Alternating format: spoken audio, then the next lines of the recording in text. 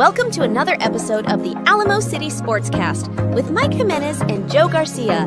Make sure to subscribe and hit that like button.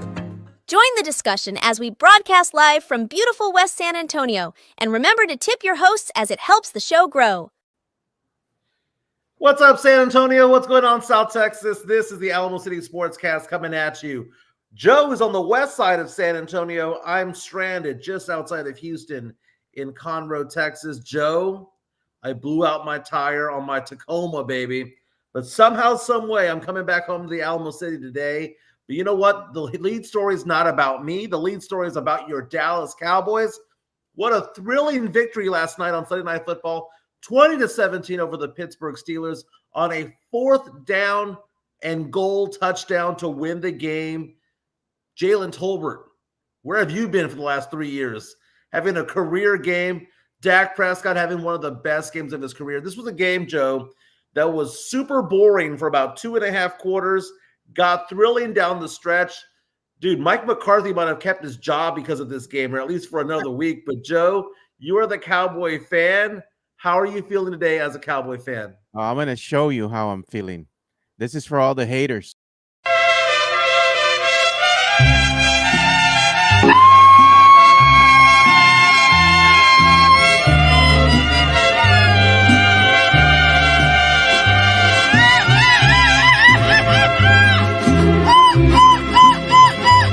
Presumir a mis amigos les conté que en el amor. Way too ethnic to start a Monday morning, Joe. Way too ethnic. We have to, man. And we're talking about you yesterday too. It was funny. No, but we were watching the game over at the Twin Peaks. I was hanging out with Pledger. Yeah. Sean went, Steph, Chicana Fuerte was there. Mario Cavazos went, hung out with us. My good friend Ed Luna was there hanging out with us too. So it was a good little crowd we had watching the game. And, it was a rain delay. We're like, oh my God. It took a little bit of time off the game, so we're kind of delayed there. We're laughing at everybody getting drenched on. But the game was actually entertaining. I mean, from a perspective of a casual fan, you're like, oh, this is boring. But both teams were playing great defense from the get-go. You can't say that the Cowboys defense didn't show up for this game, because they did. The defense was there. The problem was Dak this time, because he threw interceptions. And even as a Cowboy fan, you're so frustrated because you know that the team could be up on the Steelers, but Dakota Rain Prescott, he had 3 interceptions, I think, for the game. That's not helping your team any. Yeah, Dak Prescott, his stats for last night, he had 2 interceptions. He had 28 for 42, 352 yards, 2 touchdowns, and 2 interceptions. He also had a very weird, awkward, intentional grounding somewhere in the third quarter that was kind of awkward. But Dak had, for me, the biggest play of the game, recovering the fumble there at the 4-yard line. Johnny on the spot right there, man. Ball pops out. Dowdle going for the 1-yard touchdown to win the game. Nope, he got popped right there at the line. Ball squirts out. It's either going to be the defensive end or the quarterback, Dak Prescott, getting the ball. Dak jumps on top of it. That was a big, big play. So it's kind of funny because you see Dak Prescott. You're right. He did struggle, right? It was a 6-3 game at halftime.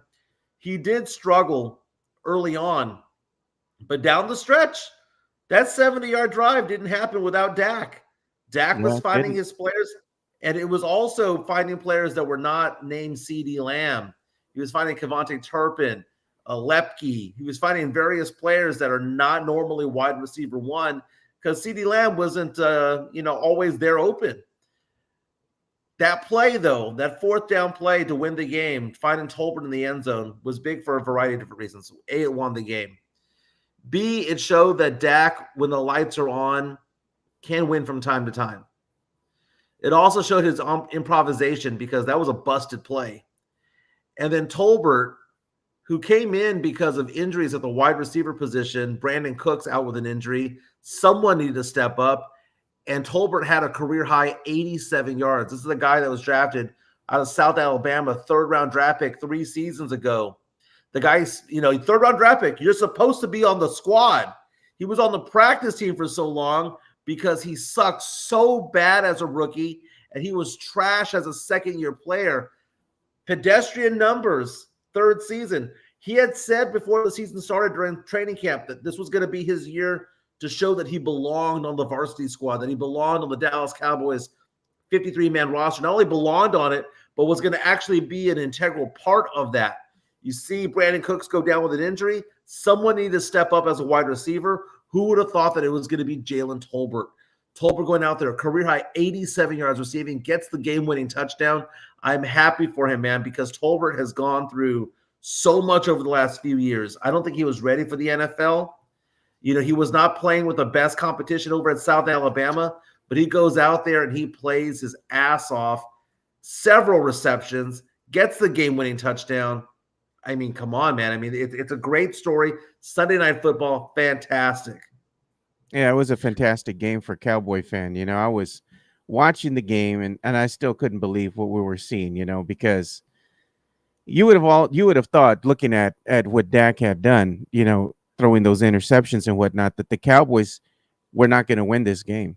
I mean, if you would have told me the Cowboys weren't going to win this game midway through, I would have believed you, you know, because it didn't look very good for them. But you got to give credit where credit is due.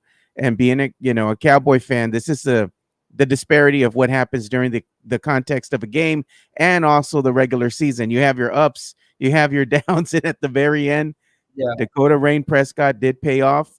He was able to go ahead and get the Cowboys downfield and then win in dramatic fashion on the last play of the game. I mean, when everything was on the line and it mattered the most, Dakota Rain Prescott showed up and showed Cowboy fan he was worth the money that Jerry paid him. For one night. For one night. Now, here's the thing. I don't want to rain on the parade or poo-poo any of this, right? But from a non-Cowboy fan perspective, here's what I saw, okay? I saw positives and negatives of the Dallas Cowboys. The positives is on the offensive side, you saw Rico Dowdle get, almost 90 yards rushing. That was a big part of the Cowboys. The Cowboys changed the way that they were running the ball, right? They were just running up the middle, right? None of this, let's let the play develop or whatever. Just hit the hole and make something happen. Dowdle looked better, right? He even got that great touchdown there, the first touchdown in the game for the Cowboys, where he caught it on his back and he slid out of bounds, still holding on to the ball. Great touchdown. Rico Dowdle played well.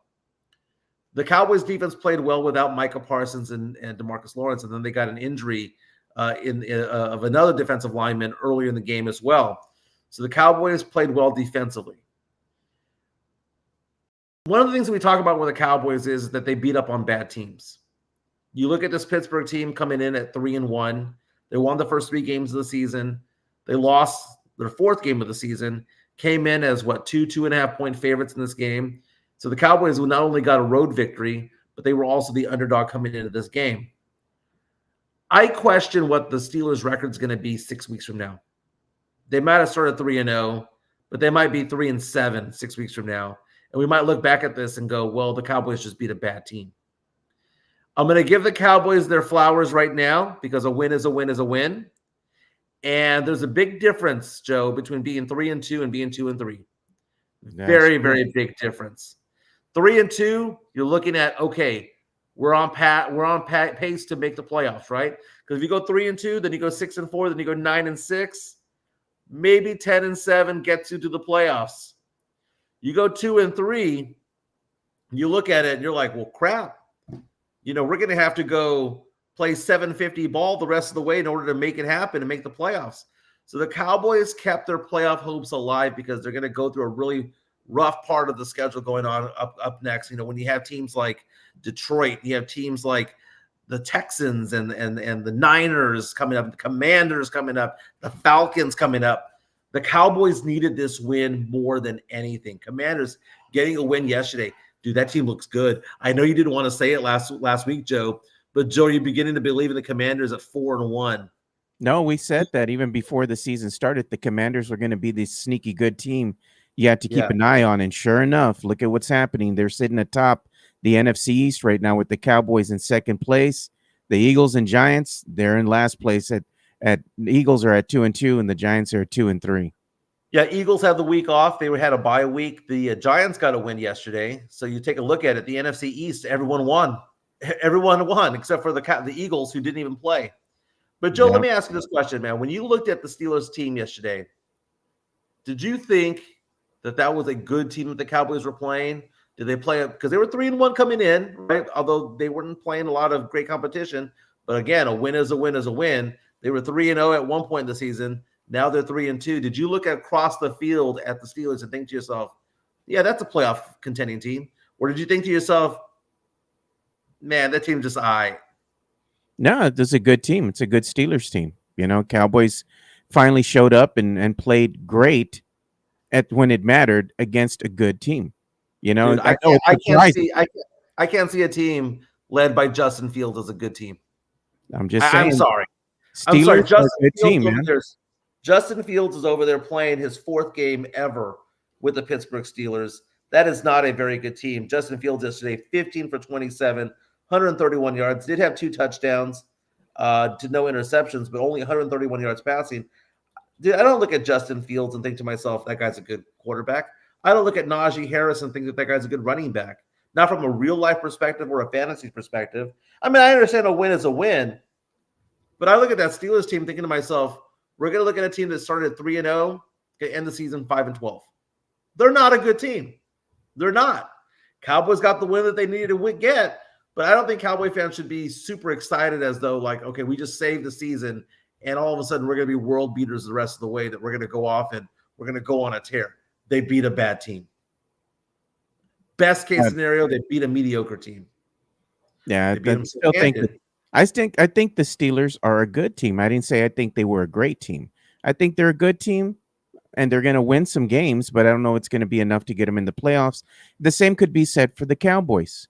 I think the Cowboys are all right, but when it comes down to it, are they going to be able to match up against these better teams that they're going to have to play here in the next couple of weeks? This is going to be where it's going to make or break their season. The Cowboys are like 1 or 2 losses away from being out of it entirely. It matters so much to win, to keep winning, because when you have the Commanders sitting at the top of the division right now at 4-1, you can't afford to lose games, no matter who your opponent is. And I think right now this is the gauntlet for the Cowboys. The Cowboys have to show up, because if they don't, they're about two losses away from being out of it entirely. I like how you use the phrase gauntlet. We're going to go over that in a minute. But before we go into that, I want to get your impression on Rico Dowdle. The Cowboys needed a running game, right? There was nothing to be had there. Zeke Elliott still looks like garbage, right? He did get that big 3rd and 1 to kind of move the sticks as the Cowboys were making their way to the go-ahead and winning touchdown. So he did at least get that 1 yard. Remember, Joe, we talk about this all the time, right? 3rd and 1, right? 4th and 1, you got 1 yard to get. Just give it to Zeke, man. He's going to make it happen some way, somehow. Only 17 yards rushing. But when you see Rico Dowdle go out there for 89 yards, also receive for 20-something yards, get that big touchdown, that is actually something that the Cowboys were missing. The Cowboys had no running game, no threat behind Dak, and he went out there and played very well. The announcers were talking about how the Cowboys were hitting the holes differently. They weren't trying to let the plays develop. They weren't trying to get these things going where it takes 2 seconds to develop a play. Let's find a hole. Let's maneuver our way through. They're like, no, Rico, just find out, just go. Just grab the handoff and make your way through. But, man, it goes back, dude. It goes back to the fact of there's got to be a hero in this game. And at the end of the day, the hero is Dak Prescott. And it had nothing to do with his arm, had nothing to do with his legs. It had everything to do with the fact that he recovered that fumble on 2nd and goal with a minute to go in the game. But that was the biggest play of the game for him. Yeah, it was such a weird play, though. It was like perfect timing. I mean, you couldn't have timed that any more perfect. Trying to jump over the stack, gets hit just dead on, man, with the front of the helmet, the head of the helmet. The ball pops out, and Dak is in the right place at the right time. If he was a split second late, Mike, this would have been a fumble going the other way, and that's all she wrote. Dude, okay, so you are a Cowboy fan. Yeah. You were at Twin Peaks watching this game. How much did your heart sink when you saw the ball laying on the ground at the 4-yard line, after that hit because the announcer says that defensive back came in like a kamikaze. That he just timed it perfectly, that he knew what direction they were going to go in, just knocks the ball out with his helmet, right? Yeah. You see that ball sitting there at the 4-yard line. For a minute there, split second there, did you think to yourself, here we go again? Not again, Joe. No, I mean, it was that type of night, where the Cowboys offensively were having a lot of mistakes. And, you can attribute it to the field as well because the field was awfully wet because of all the deluge that ensued before, which was a bunch of rain all over the place. And you could tell some of the Cowboys players were feeling that because there was a lot of injuries, a lot of cramping up, that kind of thing going on. It just seemed like everybody was getting injured in this game. And that's the disparity that I was kind of looking at being a Cowboy fan. It's like, if the Cowboys, in fact, did win this game, what's going to be the consequence moving forward? Because you kept losing players left and right due to injury. They were taking them off the field. They would come back, but I'm just like, this team's getting beat up out there. They're playing a game against not only the field that's all soggy, but against the Steelers as well. And then there was a questionable call there where the Cowboys had obviously gotten the first down, and you could see where the player came down, and it was obviously ahead of the sticks. And then the refs went ahead and brought it back. I'm like, why did that even happen? And it's like you couldn't challenge it, I believe, because that was up to the review booth, right?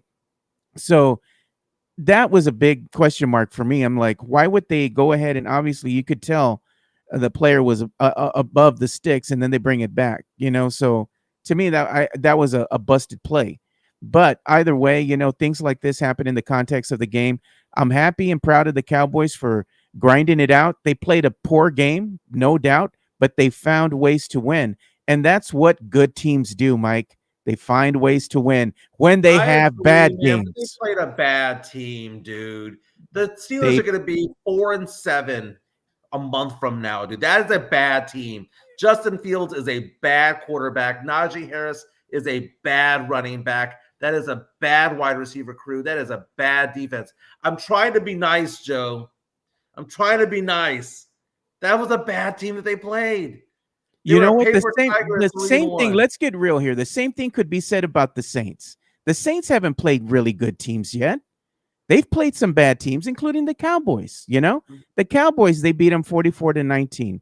They played the Panthers, man, and they beat up on them. They played the Eagles, and they lost to them. And the Eagles aren't really a good team. They're all right.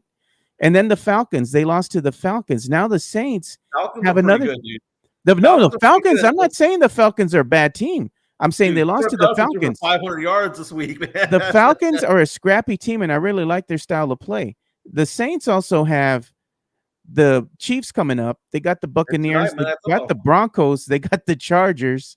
And then they got the Panthers again, followed by the Falcons again. So it's like, your team too. It's like, you know what, man? They have some work cut out for them as well. But the Saints, I can't wait for Monday Night Football because I'm calling it right now. Saints are winning this game. The you're gonna beat the chest out. I'm gonna stick the chest out right now, and I'm gonna call it. Or one of two things are gonna happen, Joe. Either the Saints win this game or the refs give it to the Chiefs. I will give that caveat there because we've been seeing that all year long against Kansas City, against other teams like that. Against Cincinnati, rather, where the refs just stick their head in and go yellow hanky in favor of the Chiefs. Every single time. That Chiefs team is not very good. Now, it is on the road, right? Arrowhead, I get that. But, man, I have a little bit more confidence than I think. And you know what? We'll probably be here tomorrow, right? And it's going to be 48-10, right? But for right now, I'm going to beat my chest and say I like the way that my team's been playing. They've been in every single game. They've been up at the 2-minute warning in all 4 games this season. They're a decent team. They're a decent out. I believe that my Saints are going to play a good game today. That's what I'm saying. But you know what? There's things that go like this, Mike. At the end of the day, you're only as good as your record says you are. Right. So the Cowboys, the gauntlet that you're talking about with the Cowboys begins next week. They've got the Detroit Lions going into Jerry World. And that's an interesting game for the Cowboys because the Detroit Lions with Jahmyr Gibbs and with Jared Goff at quarterback, Jahmyr Gibbs at running back, Amon-Ra St. Brown, you got Laporta at tight end. There's a lot of – you cannot be shorthanded defensively and go up against the Lions. Way too many weapons that you have over there. Then the Cowboys have a bye week 7. They come out against the Niners on the road. The Niners have been struggling without Christian McCaffrey. I know the backup running back's been getting stats and whatnot, but the Niners need to get some wins because the season's getting away from them already. Then you have Atlanta on the road against the Falcons. Kirk Cousins, balling, man. What a great game that he had against the Tampa Bay Buccaneers. 500 yards passing, an all-time record for the Atlanta Falcons franchise. Then the Cowboys host the Eagles. Whether the Eagles are good or not is yet to be seen, right? The Eagles seem to be struggling, but for some reason, the Eagles play the Cowboys pretty well. Then you've got a home game against the Houston Texans. The Texans, who somehow beat the Buffalo Bills yesterday, got out to a hot start, held on for a 3-point victory. And then on the road against the Washington Commanders. That is 6 very tough games for the Cowboys. Cowboys right now are 3-2. They need to be 6-5. They got to win 3 games, man.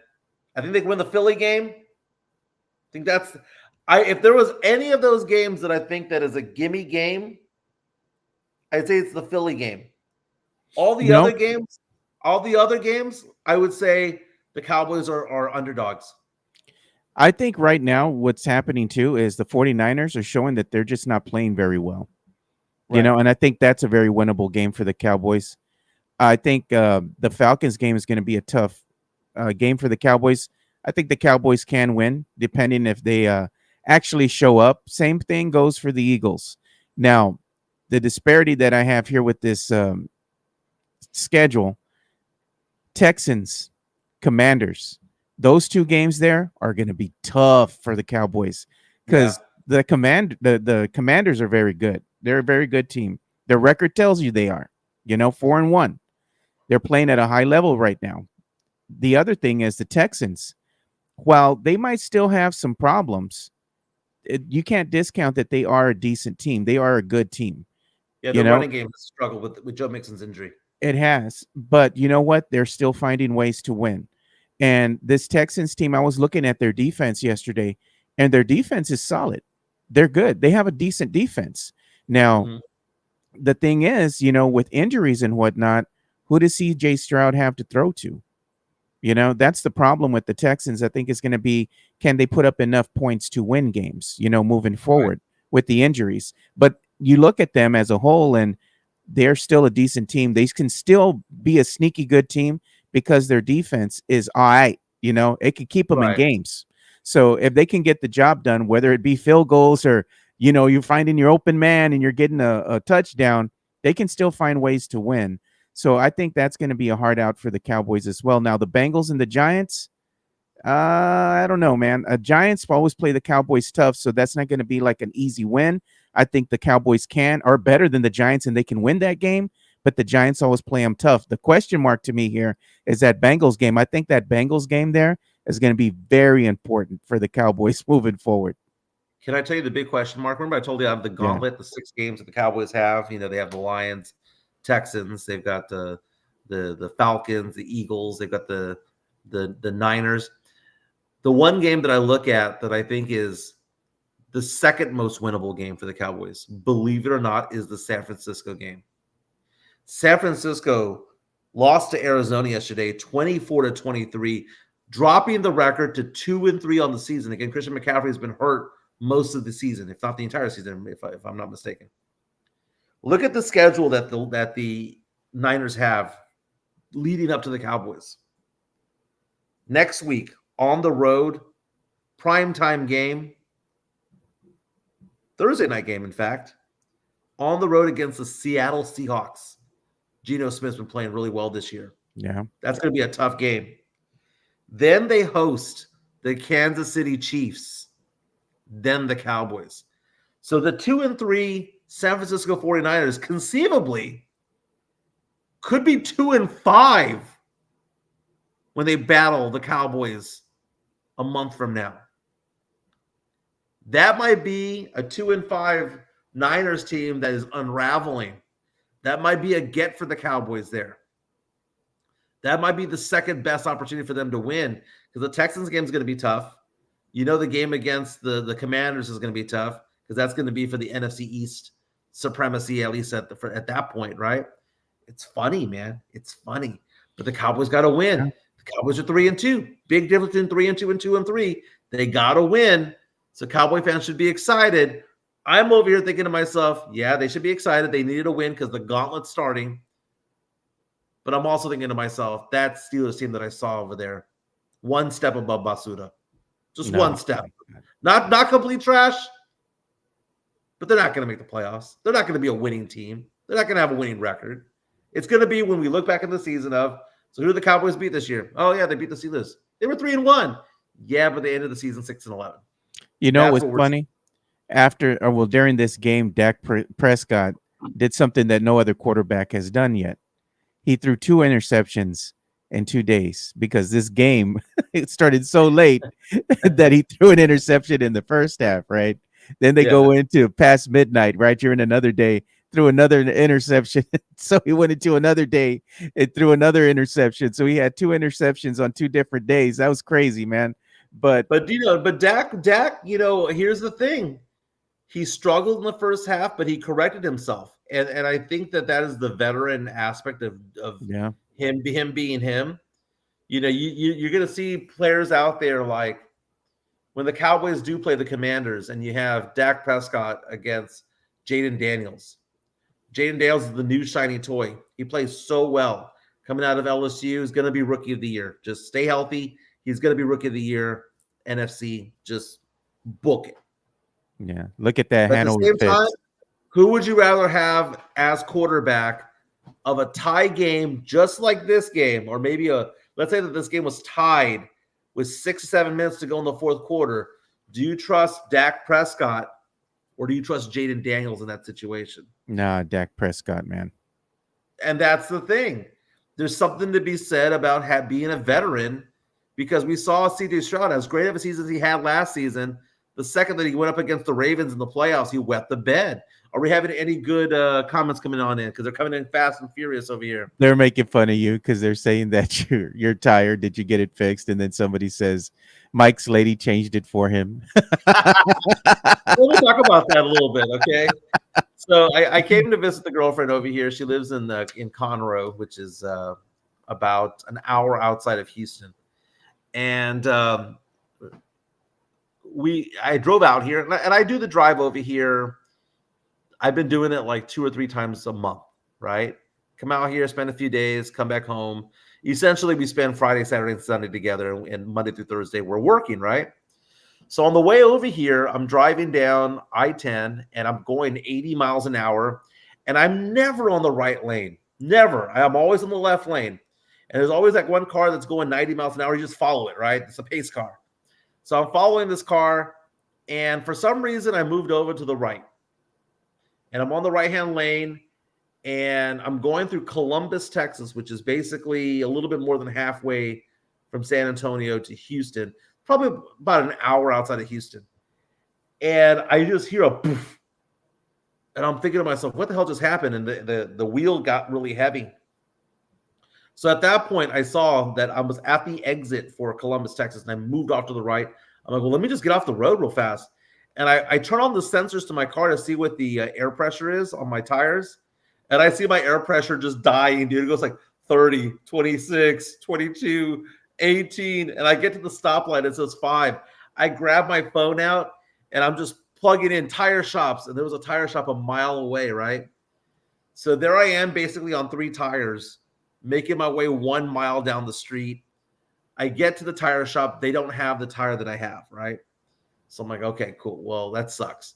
They go, well, sir, you do have a spare. We can put the spare on, $10. Perfect. I do have a spare. I was going to buy just another new tire, but they didn't have it. Yeah. So they take out my spare. My spare has been underneath my truck for 3.5 years, dude. You know what? The thing's not in any good shape. They put it in. The thing looks like trash. It's like a glorified donut. I mean, it's legit size, but it's a trashy tire. It's if you and I were driving down the tire shops on Culebra Road right now, it's the one that we'd see on the side of the road, right? Yeah. They put it in. It's enough for me to get over to where I need to get over here. I haven't been in the car ever since, but I went out there last night to go take a look at the truck.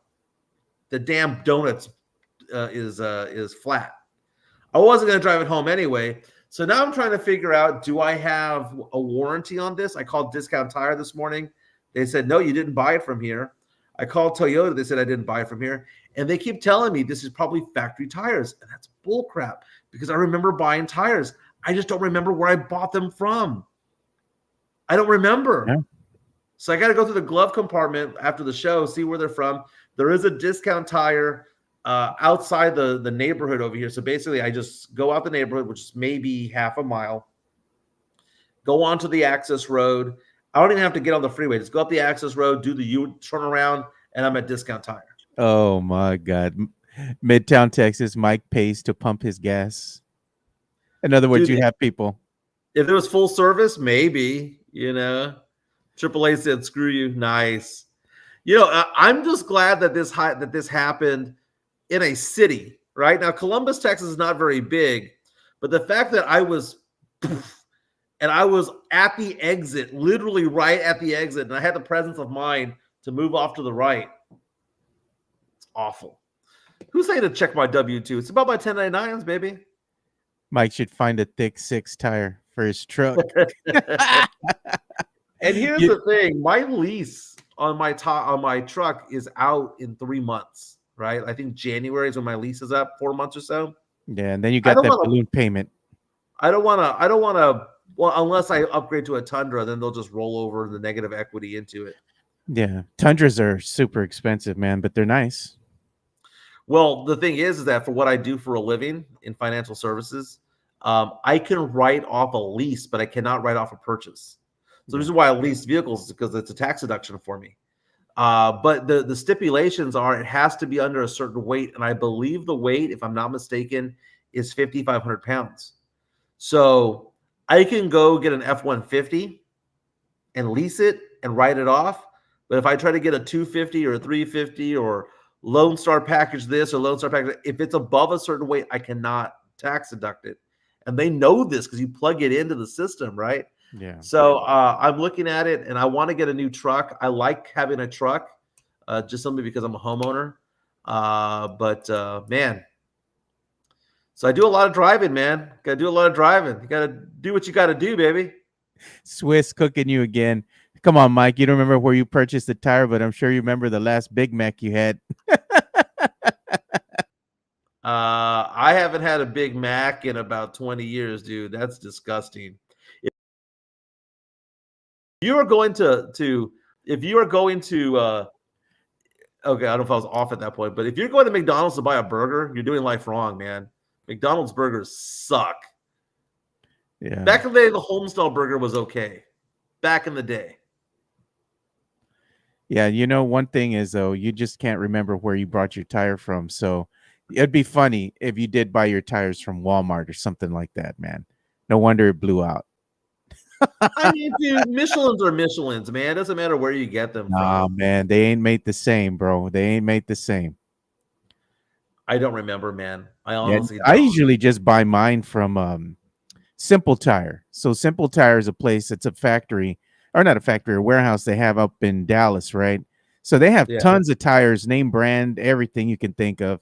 And I usually just buy them there because they're cheaper, It's a name brand tire. And then they just ship them to you for free. So I get them here like in a day or two. And then I have my boy that's my guy that I go to here, J&A Tire off of Marbach. That's been my guy for years. I just take him the tires and he's like, boom, boom, boom, puts them on real quick, man. That's my guy. Yeah. Do you know what was funny about the whole tire situation going to Columbus, Texas, which is, again, it's small town Texas, right? When you drive to Houston, you got Schulenburg, you got Seguin first, and then you make your way over to Luling, and then you make your way to Schulenburg and Columbus. Small town people are different, man. It's different than San Antonio. It's different than whatever. And when I showed up with my truck and it's all jacked up, it's not that they didn't give a crap. They were like, hey, man, it's noon. I had just had a meeting with my attorney regarding my divorce, which should be finalized next month. He was like, it's just one of those things, Michael. We were all at lunch. It's noon. We'll get to you when we get to you. That type of. They weren't being rude, but they were basically saying, "Hey, our food is more important, right?" I get it, and I told the guy, I said, "Man, no rush. I got my computer here. I can work while I'm here. Just take your time." I was like, "Take your time." So the guy talks to me a little bit later on. I stand up about 10 minutes later to go to the restroom, and I'm asking him, "Hey, where's the men's room at?" And he goes, "Oh, it's over here." And he goes, "Where are you headed, man? Are you headed to small town, right? Guy's about my age, maybe a little bit younger." He goes, "So where are you going, man? You going to Houston? You going to San Antonio or Austin?" Right? Because obviously, city boy, right? Yeah. And I said, "I'm actually going to Lake Conroe." And he goes, "Lake Conroe?" I'm like, "Yeah." You know what he did? He goes, "I'll get you right now." Dude, I'm telling you, man, small town, wanted to help out small town. You're going to a small town? I'll give you a small town. Oh, man. By the way, one of the things about this weekend, Joe, I bought boots before the rodeo last year. My Adiats. Yeah. My girl bought me some boots this weekend, dude. Some new Some boots. alligator boots. No, I don't know. Dude, they're nice. You didn't Or tell the- the tire man. Mike told the tire guy. They said JHNSB said, Mike told the tire guy, "Do you know who I am?" That's what Shay he Shay saying Michelin for life, baby. Yep, Michelin. Dude, and my everything.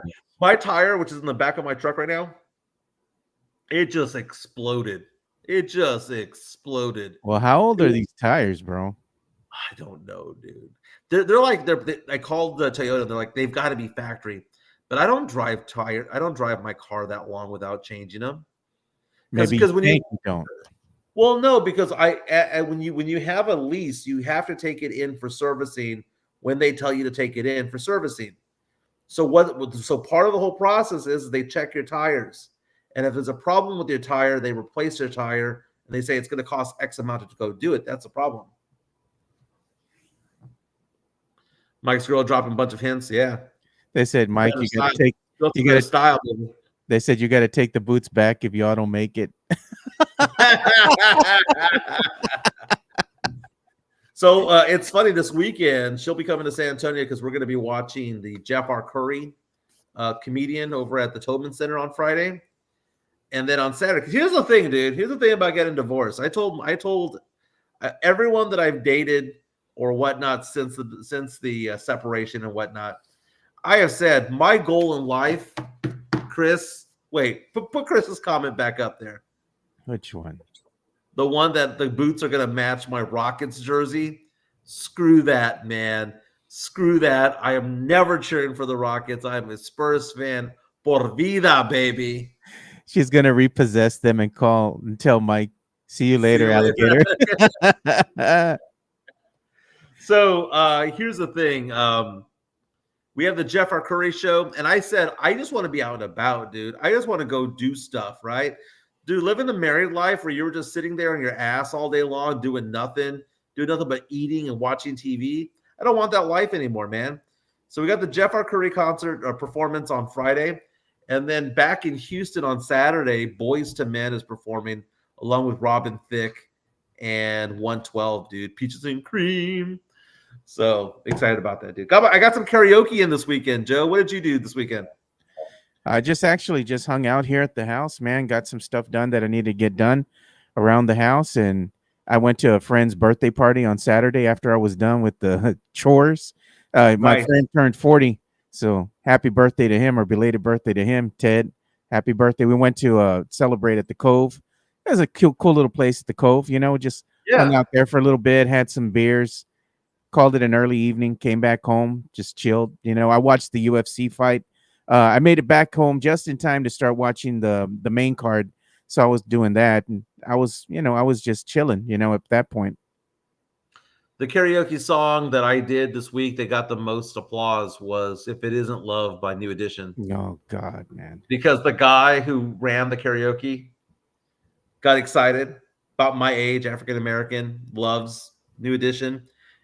I didn't ask him to sing along with me, but he got up on stage with me, and we were doing the "If It Isn't Love, Why Do I Feel This Way?" We were doing the dances. It was great. Outdoor karaoke in the Woodlands, Texas. Oh, Sid coming out saying, what does Sid say about no more marriages? He says, "Oh no, it was right here. There it is." Mike, no more marriages. I will run down the aisle and say, these two should not be wed. And then they said the Cove has fire tacos. They do. Tacos. That's what they're known for. Fish tacos. Yeah. Everybody's liking this song. Mike was leaving La Vida Loca. You should sing that one. Upside, inside out, living la vida loca. Living La Vida Loca, dude. That's going to be the song that you're going to sing when we do karaoke. Hey, but let's go ahead and pause real quick and give some love to one of the sponsors of the show, which is going to be MCS General Contracting. We appreciate the boys over there and all they do, man. MCS General Contracting, more than 30 years of combined experience in concrete placement. They are the best in the business, honest pricing, high quality work. They get going on house foundations, driveways, concrete patio decks. If you want to extend the deck, extend the driveway. If you're a business and you need to put together a slab, a parking lot, or other concrete placement services or sidewalks, reach out to MCS General Contracting at 210-774-9155. They're confident in their skills, so give Chris Leha over at MCS General Contracting a call at 210-774-9155. And thank you for being a sponsor of this show. There we go, man. So make sure you go and call MCS General Contracting for all your contracting needs. And they're the home of the Diamond Hard Concrete. If you need a free consultation, go ahead and hit up our boy, Chris Leha. Call him at 210-774-9155. And if you want it done right the first time, you call MCS General Contracting. So one thing Chris Leha is a big-time fan of the New Orleans Saints, just like I am. Tonight we have Monday Night Football, Patrick Mahomes and the Chiefs, Patrick Mahomes is going to be without his wide receiver one because he obliterated his knee last week, taking on the Saints. The Saints have a lot of injuries. I talk about confidence, but I saw the injury report. It's like 15 names on there, a lot of them on the offensive line. So if there's anything that gives me pause for the Saints, it's the fact that there's a ton of injuries and the offensive line, which has held up pretty well. And I was raving about it in week 2. Lots of injuries there, man. But again, MCS General Contract does a fantastic job. Go Saints, baby. That's who he cheers for. Joe, this weekend, the best image in sports this weekend was not the touchdown that Dak Prescott threw to Jalen Tolbert. The best image happened on Broadway Street in Nashville as the fans from Vanderbilt University, that nerdy school, ripped down the goalposts and carried it down the party district there in Nashville, where all the bachelorette parties go, where all the people are getting drunk at Morgan Wallen's and at Kid Rock's bar and John Bon Jovi's bar and Garth Brooks's bar. Joe, Vanderbilt beat number 1 ranked Alabama. They hadn't beaten Bama in 40 years. Go off and do that. 6 of the top 11 teams lost this past weekend. What a great sight. When you saw that, Joe, what were your thoughts, man? I don't know, man. I was kind of like, I guess I was like, it's all right, but one thing that I'm looking at that we need to go ahead and put up here too is I need to go ahead and look for it because I just had it. And that was going to be the AP poll. And right. We got to show that as well. Well, we'll show that in 1 second. Please do call that up. Here are the teams that lost. Alabama, number 1 team in the nation, no more. They lost to Vanderbilt 40-35. By the way, the quarterback from Vanderbilt, Mexican-American out of New Mexico. Nice. He's a transfer. He wasn't too ethnic for you, Mike? He played JUCO ball. He played JUCO ball, made his way over to a small D1 school. Then he goes in the transfer portal into Vanderbilt, man. So fantastic. Tennessee, the number 4 ranked team in the country, loses to Arkansas 19-14. Miami was down by 20-plus points, came back to beat Cal 39-30, so they survived. But the 9th-ranked Missouri Tigers got their asses handed to them by the Texas A&M Aggies. Aggies beat the Tigers 41-10. Michigan, who lost to Texas early in this year, lost to Washington, and that's number 10 team. Number 11 team, USC also lost to Minnesota. So USC, Michigan, Missouri, Tennessee, Bama. That's 5 out of the top 11 teams. And let's see if I have the rankings right here. Here are the rankings from the Associated Press top 25. And it is your Texas Longhorns. 52 first place votes, Joe. Yeah. Ohio State is at number 2 with 9 first place votes. By the way, Texas, the 9 people who didn't vote for them to be number 1 voted for them to be number 2. So they were one or two in every single ballot this weekend, but 52 of the 61 went to Texas. Number 3, Oregon. Number 4, Penn State. Number 5, Georgia. Now, Oregon and Penn State moved up 3 spots each, and in fact, they leapfrogged over Georgia because Oregon and Penn State are still undefeated. So 1, 2, 3, and 4 are undefeated. Texas, Ohio State, Oregon, and Penn State. The U, Miami, survive, move up 2 spots, now 6-0 on the season at number 6 in the nation. Bama drops from 1 to 7.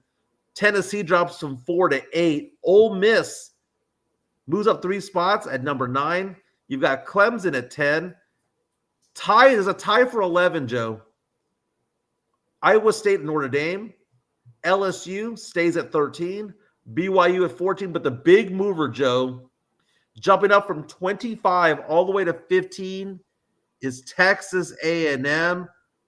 There's a 3-way tie right now for number 18, Joe.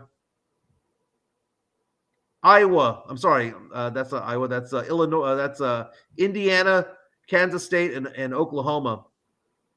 This weekend, Joe, you've got Texas taking on OU in the Red River rivalry. The spread, according to Vegas, Joe, 14 points. Texas here by 14. Wow. A big game, dude. Big game. Game.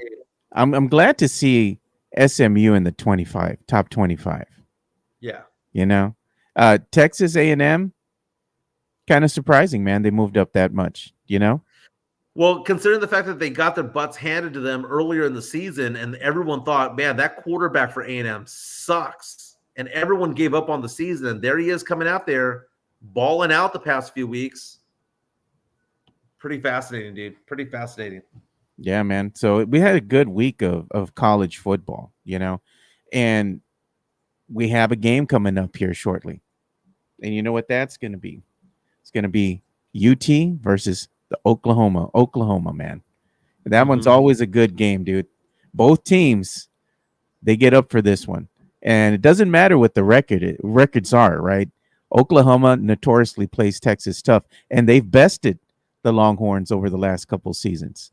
So the Longhorns coming in as the number 1 overall seed, they want to go ahead and decimate this Oklahoma team, but you can never discount Oklahoma. Like I said, they always play Texas tough. I think it's going to be a hard-fought game, but I still think that Texas will wind up winning this one. This is going to be an interesting one happening Saturday, October 12th, 2:30. The Red River Shootout, man.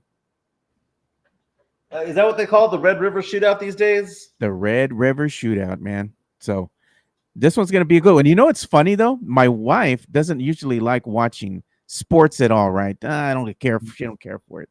But when I put on this game, she likes watching this game. I don't know why. But she says it's exciting.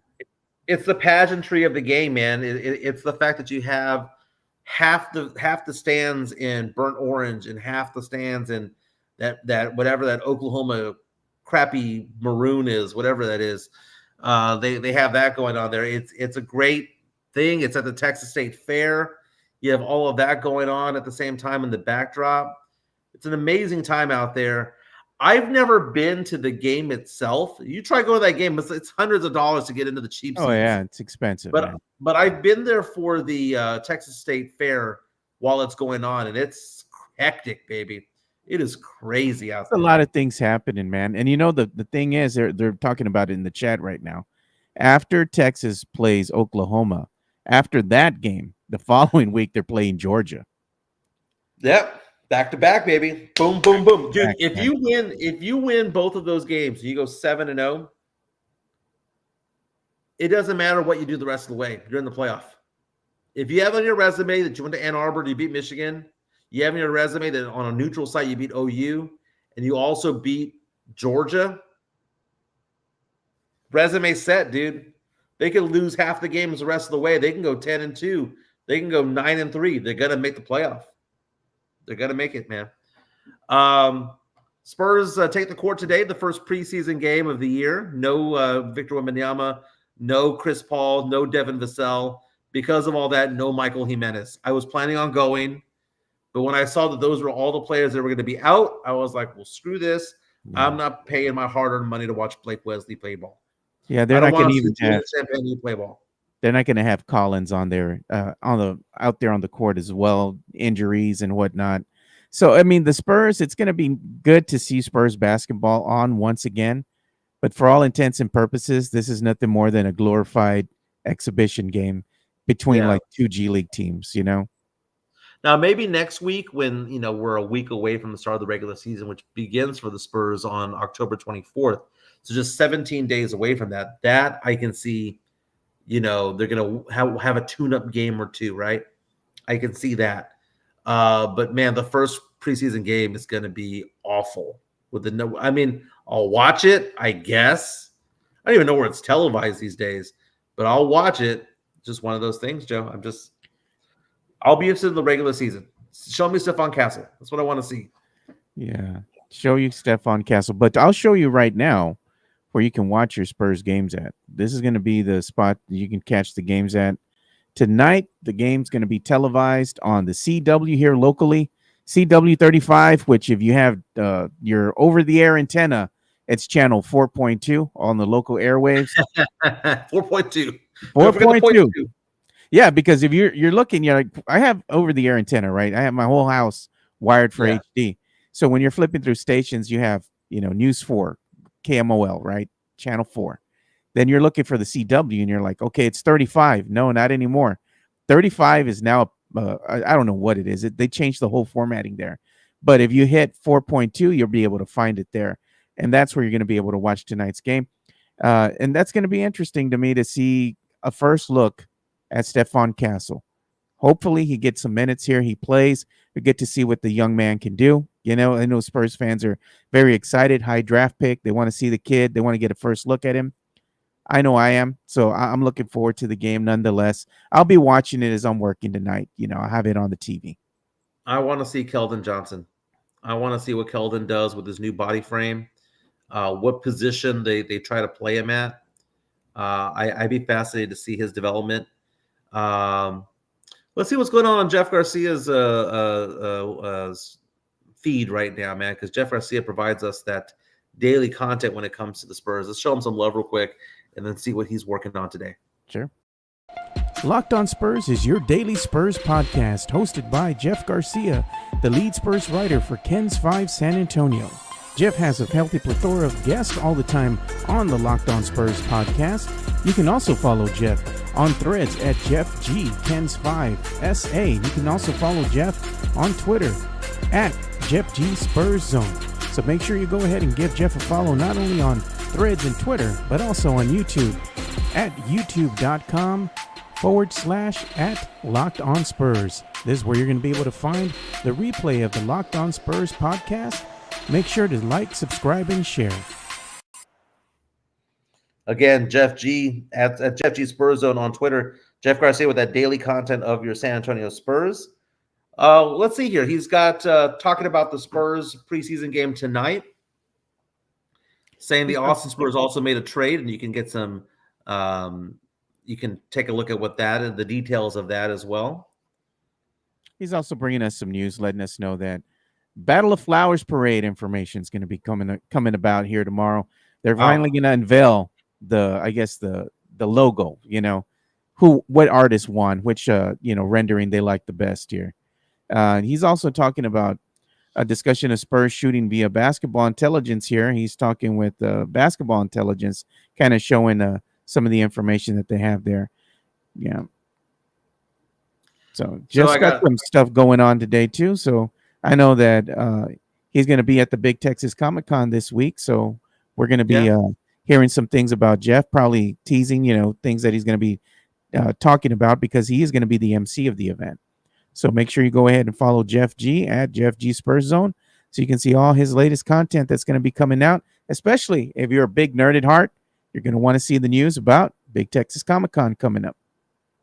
Hey, if you have friends in the Florida area, you got to take a look at what's going on in the news. Have you seen that, Joe? No, what's going on? Another hurricane has popped up, and in fact, it intensified overnight to a Category 4. No, and it's going straight to Florida right now. In fact, I had a text message from a friend right now saying that she's heading out to Florida to go evacuate some family over there. That's crazy, man. Yeah. I woke up this morning. First thing I saw in the news was that. I was like, where'd it come from? And it's weird. All the storms are gravitating from Mexico and going east, when they typically gravitate from like Cuba and go west towards us. They're going the opposite way. I have no idea why that is. Yeah. But there's some scary situation developing right now, because we saw what happened in North Carolina. Now we're seeing what might happen in Florida. Very, very. Tim Gonzalez brings up a good point right here. He says, Mike and Joe, don't forget about the debut of the new play-by-play announcer tonight. The new guy that they just announced about a week ago. That's going to be joining the announcement. Go onto my YouTube. Go onto my Twitter account. That announcer, I posted a story about him. Let's see if we can call up the video of him as to who he is, because that was a big controversy, because a lot of people wanted that other guy that was doing the halftime show during the Spurs game. I forgot his name. To be honest with you, everyone was all over in their feels about him. And they were like, the Spurs did him dirty and whatnot, because Bill Land, again, has retired because of, he was of age to retire, or early 70s, if I'm not mistaken. But, he's loved and missed, and the whole whoa mama and all that stuff. Gonna be honest with you, I thought Bill Land was all right. I thought he was pretty good. I wasn't one to think that that he was going to. I didn't think Bill Land was like the greatest thing of all time. I thought he did a good job. But if you go onto my page, Joe. Yeah, this is it right here. Okay, that's my page. Okay, keep scrolling. Oh, there it is. The YouTube link right there. Yep. That I have on there. Go ahead and click on that. I found this to be interesting. So Sunday work schedule. The Spurs hired a guy named Jacob Toby to be the new play-by-play guy, right? Jacob Toby was a former news anchor there in Denver. He was a sports anchor over there. He covered all the major sports teams over there. But on top of that, he's a singer. He plays at bars and he plays at clubs and things like that. And he's a legit singer. So there's an article that I linked on my Twitter account about this guy, and it made me fascinated, because he's a young-looking guy. I think they say he graduated college in 2018, so I have no idea what his age is, but this guy's young, man. Yeah. This guy is young, and I love it. I want there to be a youth movement within the Spurs. I thought it would have happened somewhere else on the team, but this guy is very, very young, and as this goes on, it's doing a day in the life of him, and it shows that he goes on to the studio. He reports on sports. He does his thing, has to look good to make it all happen. But it talks about the other passions that he has in life. And one of the passions that he has in life is music, and how he performs when he's out and about. So if you want to fast forward to him playing. Oh, there he is. It's pretty. Yeah. So, breweries and nightclubs and whatnot, he's out there singing along. And that is the Spurs' new announcer right there. New play-by-play guy to go along with Sean Elliott. Very good voice. I'm going to try to get the guy on the show, man. Jacob Toby, let's make it happen, baby. Yeah. Try to get him on, dude. See if he is up for it. Because I know he's going to be busy, right now calling games and whatnot. Dude, so many people were like, why did they hire him? They should have given it to the other guy. Dude, if this guy is an upcoming star, which if you were in your early 30s, if it was what I'm assuming, I would say this probably, I'd say he's probably 32, right? Get that guy. Get that guy. Why do we need to have announcers always be in their 60s and 70s? Get the young guy. That's the thing. And in the 10, 20 minutes I saw him doing his work, he's head and shoulders above everybody else. And they're like, the Spurs are like, by the way, this guy had some tie in with the Spurs already. He worked with the Spurs organization, according to Jeff Garcia. But on top of that, I know the people who make this decision, right? I know one of the guys that's in charge of Spurs broadcasting. They're not going to hire a guy unless they think that the guy is capable, man. They're not going to go like, oh, we're just going to take this guy calls games for Big 12. He calls games for college, and other sports as well. I'm sure the guy's decent, dude. He'll be fine. Look at this, Jesse A. They should have hired Mike Taylor for play-by-play. I love me some Mike Taylor, but they weren't going to allow a people I want to punch segment on there. Yeah, he was play-by-play for the Austin Spurs. So because of that, he's part of the fabric of the Spurs anyway, So it's just they called him up to the big leagues. Apparently, he was doing a decent enough of a job. But congratulations to Jacob Toby. And apparently, he lost his luggage or something like that. I saw a story about that on his Twitter account. I've been following him. Yeah, crazy, Joe. Yeah, Monday Night Football tonight. Yeah, we got Monday Night Football. It's just one game tonight, not the doubleheader. 5-point spread. 5-point spread. That is a interesting thing because I would think more often than not that spread should be 8. Yeah, but you have no wide receiver 1 for the Chiefs anymore. You have the fact that they have a backup running back out there. You have the fact that Travis Kelce just turned 35. That team is ripe for the taking. That team should not be making the Super Bowl this year. So I'm hopeful for my Saints. Bear County Social Apparel. Mike hates old people. Do you know what I hate? I hate it when people stay past their welcome. Like Coach Pop. Your favorite target. Oh, God. Dude. Well, I mean, there was a reason why I didn't want Biden or Trump to win the White House this year. Why? Yeah. Too damn old. Too damn old. Biden right now is too damn old to be president. They're too damn old. Yeah.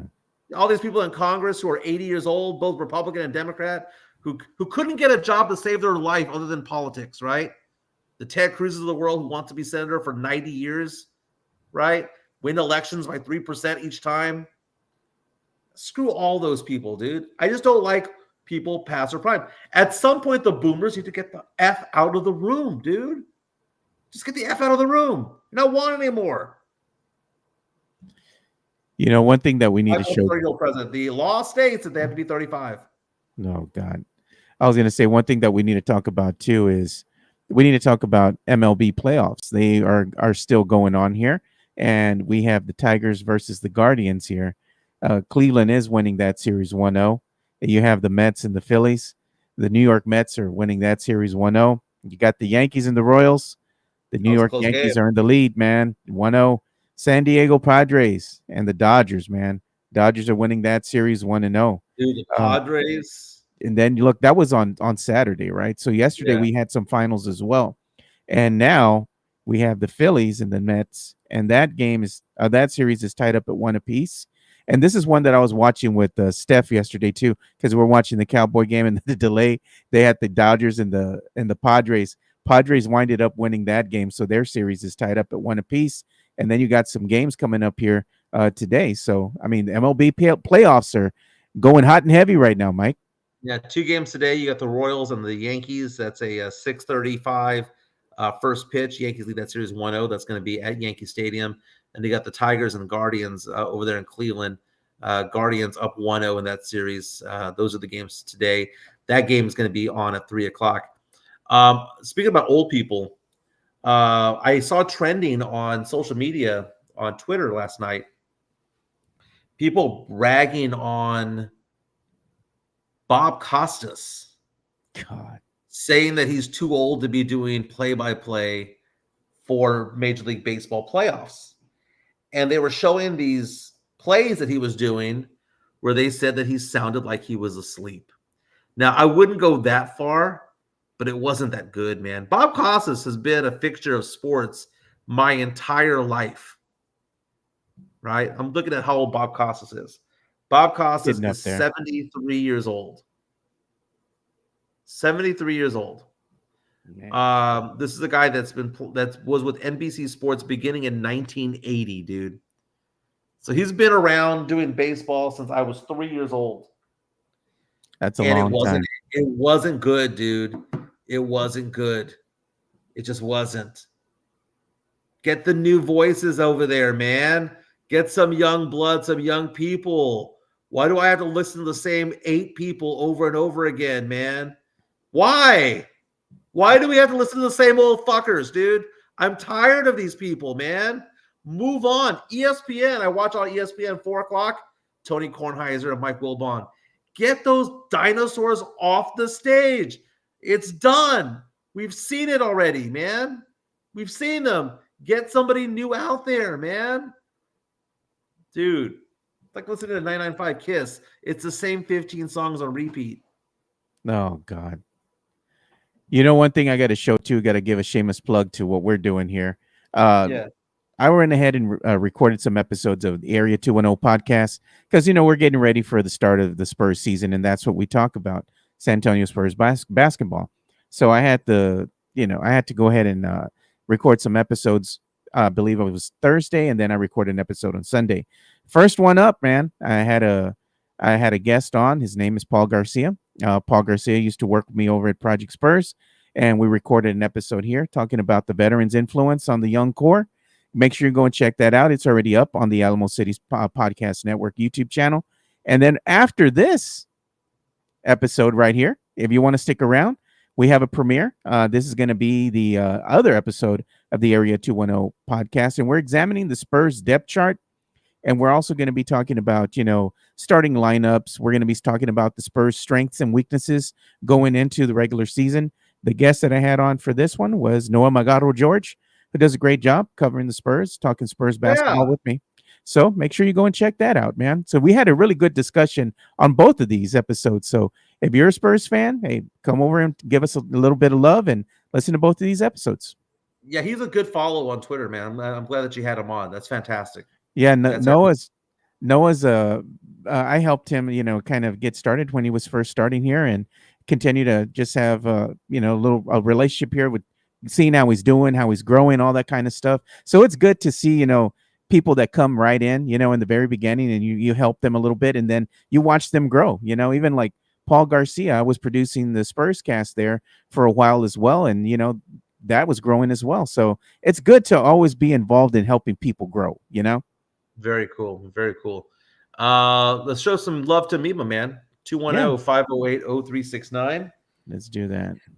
You know, I travel for business, dude. I go get business wherever it's at, whether it be Houston, Dallas, San Antonio, Austin, the Hill Country. I go to Florida for business. I go to Louisiana for business. I now manage $15.6 million worth of retirement assets. So people come up to me with, you know, IRAs, 401ks. They want to know what's the best thing that they should do, they could do for their investments, and I help them through that process. 210-508-0369. Got a text message just a little while ago asking me the question, do you do life insurance? Damn straight I do. Whether it be term insurance or permanent insurance, I do life insurance, disability, long-term care, things like that. I've been licensed for 19 years. I restarted my practice during COVID. And in that time, $15.6 million had made their way over to me. Somebody, 10,000 here, 50,000 there, 100,000 there, 200,000. It all adds up, man. And I love doing what I do. I help people manage their retirement assets or just their investments to begin with. Not all investments are designed for retirement. So give me a call, 210-508-0369. Part of the people that I work with also do auto insurance and homeowners. So if you need help with that, I don't do it personally. I'm licensed in it, but I don't do it. I can get you in touch with people who can shop that around for you. 210-508-0369. So Joe, last night I saw what I'm going to go off and say is my favorite sports movie of all time. Now, my favorite sports movie of all time is probably Major League, Joe, because that's comedy. Then there's also Field of Dreams, which is a great movie. But Dude, every time I watch it, I cannot tell you how much I love The Fighter with Mark Wahlberg and wow, my God, what's her name? The redhead. I forgot her name in that movie. But anyway, I saw The Fighter. Christian Bale, fantastic guy, fantastic job, great movie about Mickey Ward, leading up to his. They don't show the Gotti Ward trilogy in that movie, but it shows how Mickey Ward kind of made a name for himself and all the struggles he had to go through and whatnot with his family. Great movie, dude. Great movie. Yeah, one thing that I wanted to talk about or touch on here is, I don't know if you saw this, but over the weekend, we had some news that popped off here. So I'm going to go ahead and show this to you. I'm going to show it on screen. So The Athletic is reporting that Jabril Peppers, a star safety for the New England Patriots, was arrested Saturday morning and is expected to be charged with assault and battery, strangulation, and drug possession. The team says that they have been made aware of the issue and they're following it closely. Going and pulling the article straight off NFL.com, you can see that, some of the charges that are outlined in here. Police said that Monday in a statement that it responded to a disturbance at a residential address on October the 5th, with the caller indicating an altercation between two people. Peppers was arrested after ensuing investigation. So, I mean, there's a battery of charges that are coming up against him, man. I wonder what's going to happen with him moving forward and with the Patriots. When things like this usually happen, what happens is that a team will wind up moving away from said players. So we'll see what's going to happen here. I mean, these are some serious allegations that are being brought up against him, Yeah, and the word that's on there that is really big is strangulation. Dude, for real, man. Yeah, that most definitely you need to kind of understand that is that usually involves a female victim, and that's when it becomes a little bit more serious. I mean, you sometimes have an assault where people get into a shouting match and they have to be separated, and it's called simple assault. But whenever you see the word strangulation, there's evidence of something somewhere. But he's innocent until proven guilty. But still, that's not a good sign. The Patriots coach, he was talking to reporters Monday morning, and he was saying that they've been informed, of what's going on. They're still gathering information.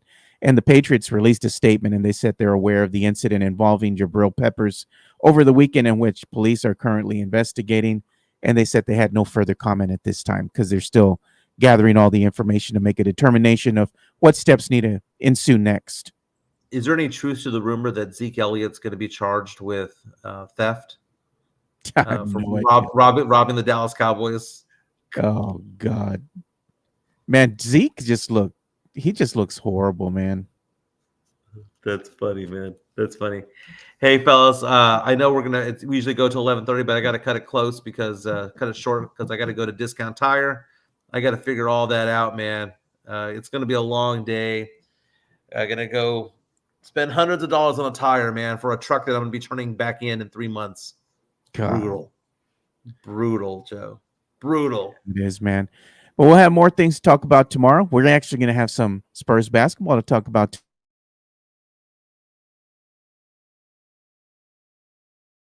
Discuss it tomorrow. We'll also talk about Monday Night Football. Chiefs and the Saints tonight from Arrowhead. Chiefs are by 5. We'll also have some news involving we'll have the power rankings coming out tomorrow when it comes to the NFL.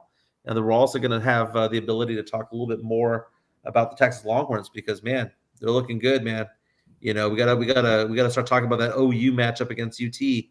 OU, Georgia, next on the docket, next on the schedule for the Longhorns. Yeah, they get through that, man. Clear sailing to the playoffs, baby. Clear sailing. Yeah. And at some point, we might have to start talking about the Aggies. No, man. I mean, they're top 15. Yeah, they are. Start watching them. Damn it. We got to ask Johnny Walker. We got him on Friday. Very nice. Joe, it was a good show, dude. We had a lot to get into today, man. It was a good show. Thank you so much. Hit the like button on the way out the door. Thank you so much for being part of our show. Lamest joke ever. Mike, did you say you have to watch Urban Cowboy? I loved Urban Cowboy, dude. The whole Team Sissy versus Team Pam. I watched Urban Cowboy as one of the last things that I did at San Antonio Sports Star. Team Pam here, man. Yeah, dude. Pam's hot. You can find a sissy anywhere. Pam's smoking hot, dude. She's smart. Pam had the money. Pam had the money. She was gonna leave you eventually, but you'll always say, "Man, I had that one girl. I had that girl Pam in Houston. That hot piece of ass. That's what you got to think about right there." Because you can find a sissy anywhere, dude. That whole Mickey Dillies, was that what it was called? Mickey Gillies, rather. Yeah, Gillies. Was there, dude? There was what's it called? It was there was the other girls. There's not Pam, but Deborah Winger's character, Sissy. There were sissies everywhere in there, dude. She's just another chick. Pam though, nugget. Everyone have a fantastic day. I gotta get a tire, man. I'll see you guys tomorrow. Yep. See you boys tomorrow. Bye.